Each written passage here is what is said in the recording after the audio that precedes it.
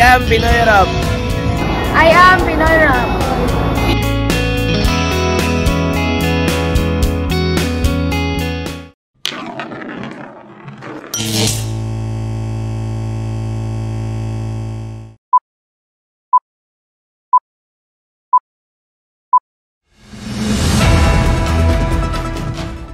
Weather forecast. Ang maalinsangang panahon ay inaasahang lalong lalala. Local news. Inaasahan ang halos 2 pisong taas presyo sa langis pagkatapos ng Semana Santa. Higit 45,000 na deboto ang dumagsa sa mga pilgrimage site sa Misamis Oriental at Cagayan de Oro. Sioka tungkol sa 2 magkalabang panig sa COWD, pairalin ang batas. Harales, walang naganap na paglabag o irregularidad sa COWD. National news. Binigyan ng ICC hanggang Hulyo 1 para isumite ang ebidensya laban kay Duterte. International news. Ang China ang sinisi ng White House website sa umano'y lab leak ng COVID-19. Entertainment. Eksklusibo. Ayon kay Jeremy Glinoga, pananampalataya ang susi sa pagmatagalang karera. Sports. Ang pagnanais ni Rhiannon Ifland na maging perpekto ang nagtutulak sa kanya na muling tumalon mula sa cliff. International feature. Natuklasan ng mga siyentipiko ang pinakamalakas na ebidensya ng buhay sa isang planetang hindi mula sa daigdig. National feature. Puno ng salapi, impluwensya at karahasan ang matinding halalan sa Pilipinas. Trivia. Ang 450 milyong taong paglalakbay ng ebolusyon ng mga pating. If you find this segment informative, please click the thumbs up button and subscribe to stay updated with our latest news, and share this broadcast to your friends and family. Your support helps us keep you informed. Help us get our first 10,000 subscribers. Your engagement matters. Liking, sharing, and subscribing to our content not only helps more people discover the important stories we bring you, but also supports our team's hard work. It boosts our visibility in the algorithm, making it easier for others to find ways to stay informed. Plus, it helps us generate more resources to continue delivering the news you rely on. Thank you for being part of our community.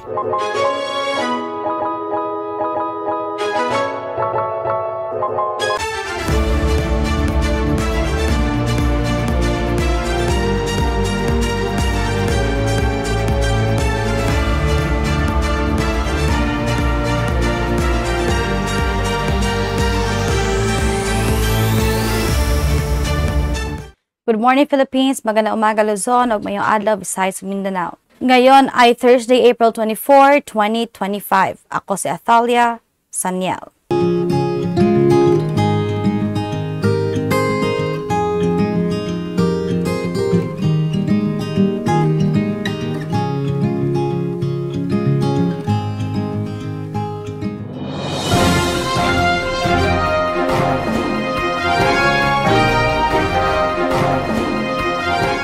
Local news.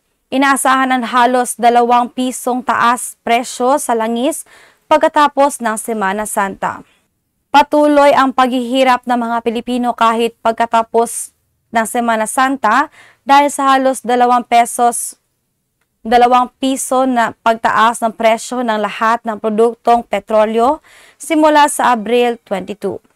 Nagbigay payo ang Department of Energy sa mga motorista na maghanda sa mas mataas na presyo ng langis na tataas na malaki sa Martes, April 22.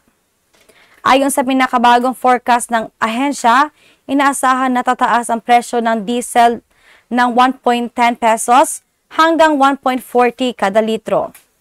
Samantalang ang gasolina ay tataas ng 1.30 hanggang 1.60 kada litro. Magkakaroon din ng bahagyang pagtaas ng presyo ng kerosene.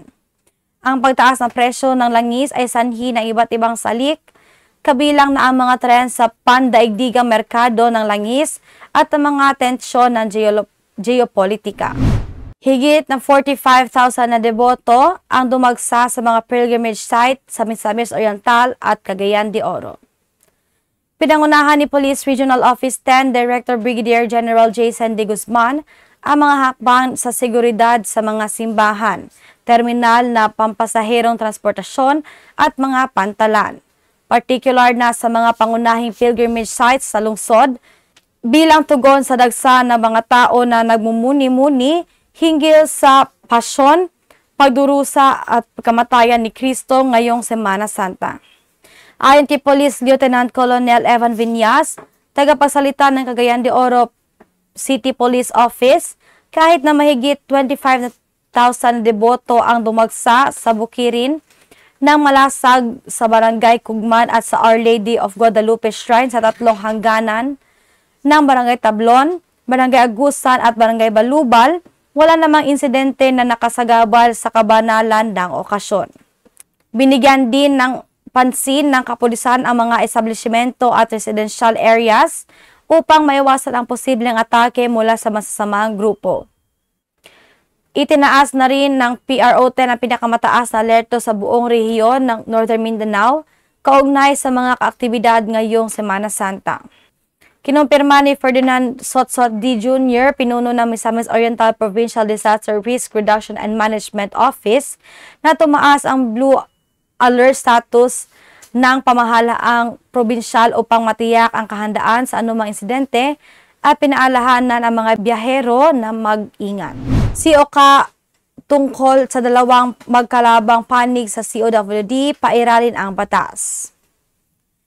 Pinayuhan ni dating Mayor Oscar Moreno ang dalawang naglalabang kampo sa pamumunuan ng Cagayan de Oro Water District na igalang ang mga desisyon ng batas. Ito ay matapos maganap ang isang komosyon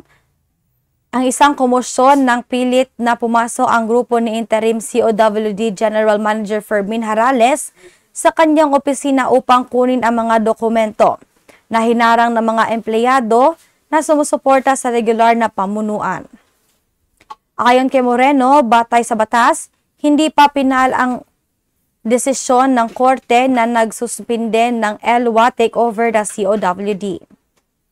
Mayroon pang 15 days mula sa paglabas ng desisyon kung saan may karapatan pang mag-apela ang kampo ni Harales at maari itong umakyat sa Court of Appeals Mindanao. Harales, walang naganap na paglabag o ilegalidad sa COWD. Wala namang pinsala ngunit nasira ang pangunahing pinto ng employees entrance sa Cagayan de Oro Water District dahil sa isang alitan na nangyari kahapon ng umaga.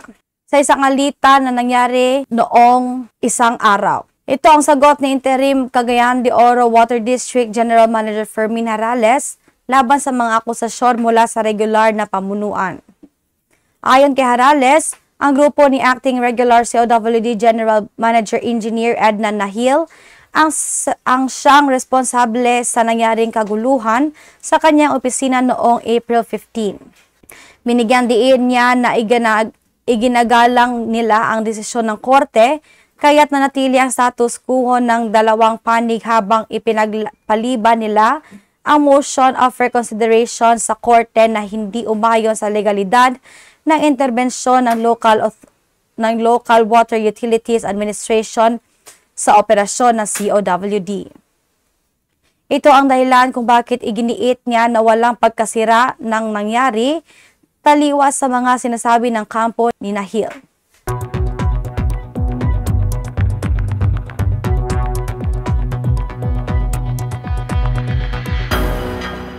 Weather forecast.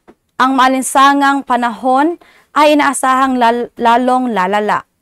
Pinangambahang mas titindi pa ang maalinsangang panahon sa Pilipinas ngayong bakasyon at mga emergency services ay nakahanda sa anumang insidente na may kaugnayan sa init.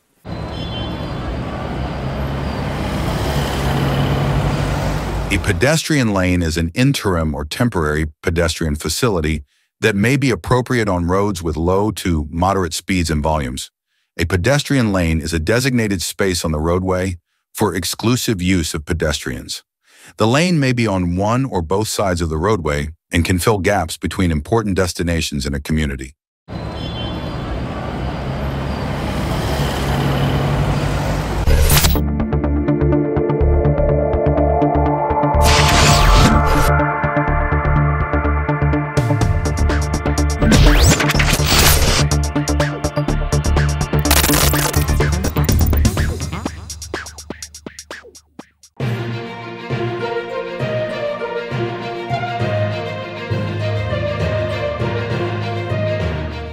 National News. Binigyan ng ICC hanggang Hulyo 1 para isumite ang ebidensya laban kay Duterte. Inatasan ng International Criminal Court Pre-Trial Chamber 1 ang prosecution na isiwalat ang lahat ng ebidensyang balak nitong gamitin laban kay dating Pangulong Rodrigo Duterte sa pagdinig para sa kumpirmasyon ng kaso sa Setyembre 23, 2025. Ang huling araw ng pagsumite ng mga ebidensya ay sa Hulyo 1, 2025. Ang kautusang ito na nilagdaan ni Hukom Iola Antonella Motok, Rain Adelaide Sophie Alapini Gansu at Maria del Socorro Flores Liera ay naglatag din ng schedule para sa mga aktibidad bago ang pagdinig.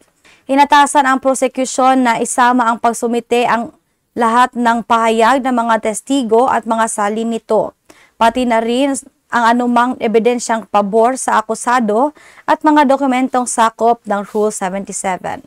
Anumang ebidensyang isumite matapos ang Hulyo 1 ay hindi na isasaalang-alang sa kumpirmasyon ng kaso. Nilinaw rin ng korte na obligadong ipagbigay-yalam prosekusyon sa depensa ang anumang ebidensyang makakapagwalang sala sa akusado, kahit pa ito ay matuklasan matapos ang itinakdang deadline alinsunod sa Artikulo 67 ng Rome Statute.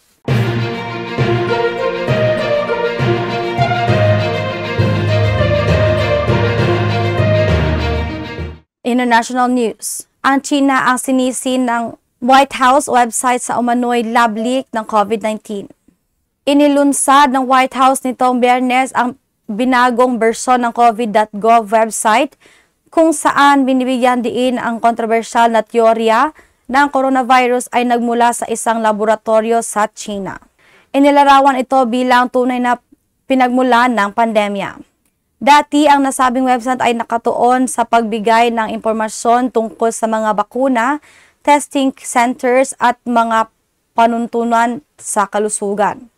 Ngunit sa bagong disenyo, makikita ngayon ang buong larawan ni dating Pangulong Donald Trump at matinding batikos laban sa mga pulisya ni Pangulong Joe Biden kaugnay sa COVID-19.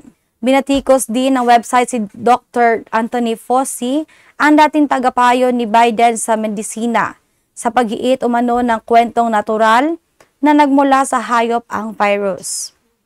Nagsama ito ng 5 punto upang suportahan ang teoryang lab leak, kabilang na ang katotohanan ng ang Wuhan, ang unang lokasyon ng kilalang kaso ng COVID, ay tahanan din ng pangunahing SARS Research Lab ng China.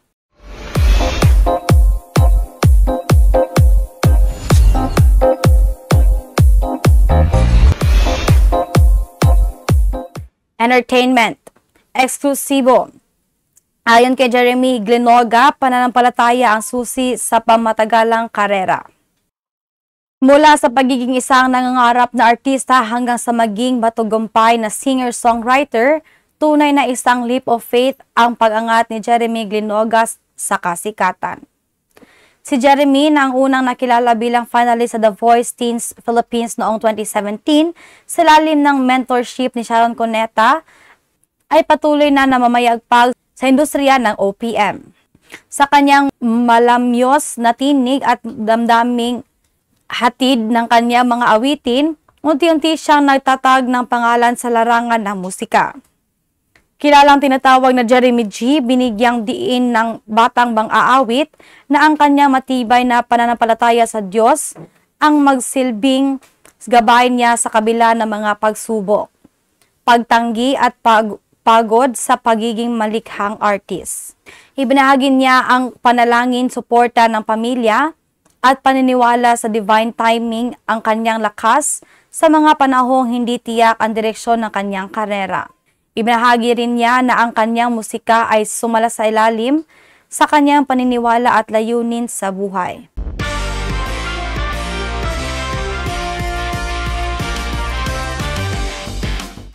Sports. Ang pagnanais ni Rhiannon Ifland na maging perpekto ang nagtutulak sa kanya na muling tumalon mula sa cliff. Muling pinatunayan ni Rhiannon Ifland ng Australia ang kanyang pagiging kampyon sa cliff diving matapos niyang magwagi sa pinakahuling pinakahuling leg ng Red Bull Cliff Diving World Series na ginanap sa kahangahangang tanawin ng El Nido, Palawan.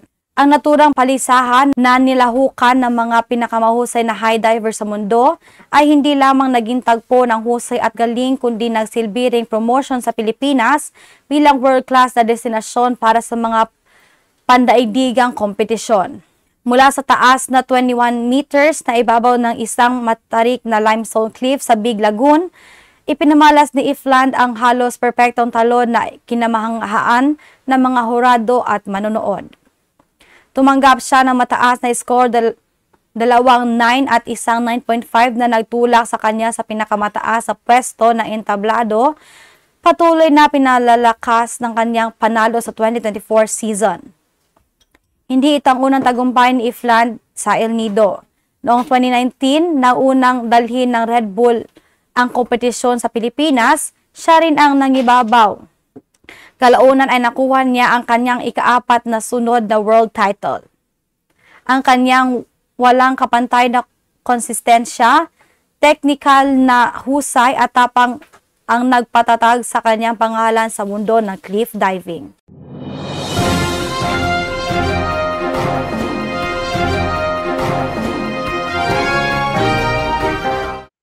International feature.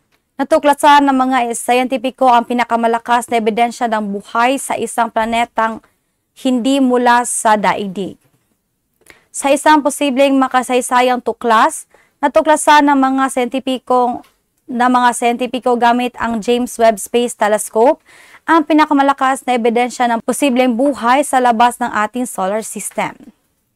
Sa atmosfera ng isang planetang tinatawag na K2-18b, natagpuan nila ang mga chemical na dimethyl sulfide at dimethyl disulfide na sa Earth ay tanging nabubuo lamang sa pamamagitan ng mga buhay na organismo gaya ng marine algae at phytoplankton. Ayon sa mga mananaliksik, maaring may mikrobyong buhay sa nasasabing planeta. Ngunit nilinaw nilang hindi ito direktang patunay ng buhay, kundi isang posibleng biosignature, isang indikasyon na maaring may prosesong biolohikal. Kailangan pa ng masusing pagsusuri at karagdagang obserbasyon.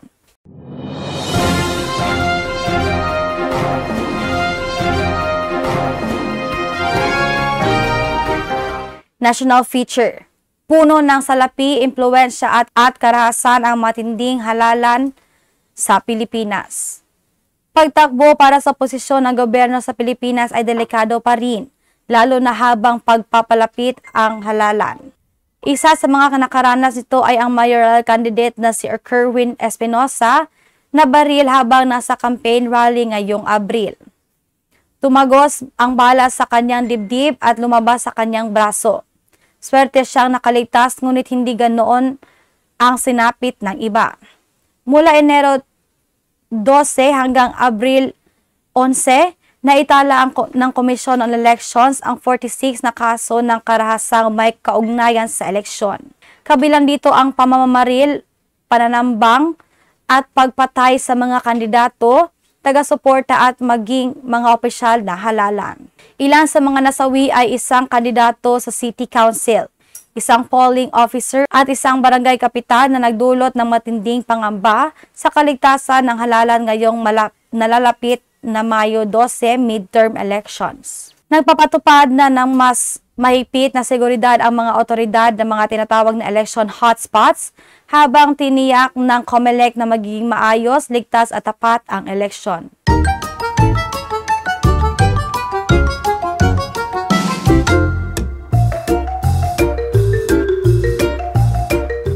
Trivia. Ang 450 milyong taong paglalakbay ng ebolusyon ng mga pating. Ang mga pating ay kabilang sa mga pinakamatanda at pinakamatibay na nilalang sa mundo na may fossil record at umabot sa 450 milyong taon bago pa man lumitaw ang mga unang puno. Sila ay bahagi ng chondrichthyes o mga cartilaginous fishes kung saan ang kalansay nila ay gawa ng cartilago na nagbibigay ng flexibility at magaan na instruktura. Ang tanging bahagi nilang naging fossil ay ang ngipin na patuloy na napapalitan ng buong buhay nila. Kasama sa grupong ito ay ang mga Rays, Skate at Chimera. Bagamat tinatawag na living fossils, ang mga pating ay nag-evolve at nag-adapt sa paglipas ng panahon. Mayroon sila ampullade of Lorenzini para makita ang kuryente mula sa biktima at dermal denticles upang bawasan ang alitan habang lumalangoy. Ang mga pating ay nakaligtas 5 mass extinction events, kabilang sa mga dinosaur, dahil sa kanilang kakayahang magbago at mag-adapt. Ngayon, mayroong higit na 500 species ng pating mula sa dwarf lantern shark hanggang sa whale shark. At yun ang laganap na pinaimpormasyon mula dito at sa labas ng bansa. Manatiling manood sa Pinoy Rob sa YouTube channel at mag-follow sa aming Facebook page. Salamat!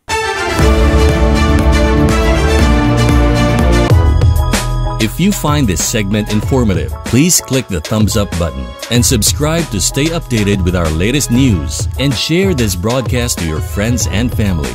Your support helps us keep you informed. Help us get our first 10,000 subscribers. Your engagement matters. Liking, sharing, and subscribing to our content not only helps more people discover the important stories we bring you, but also supports our team's hard work. It boosts our visibility in the algorithm, making it easier for others to find ways to stay informed. Plus, it helps us generate more resources to continue delivering the news you rely on. Thank you for being part of our community.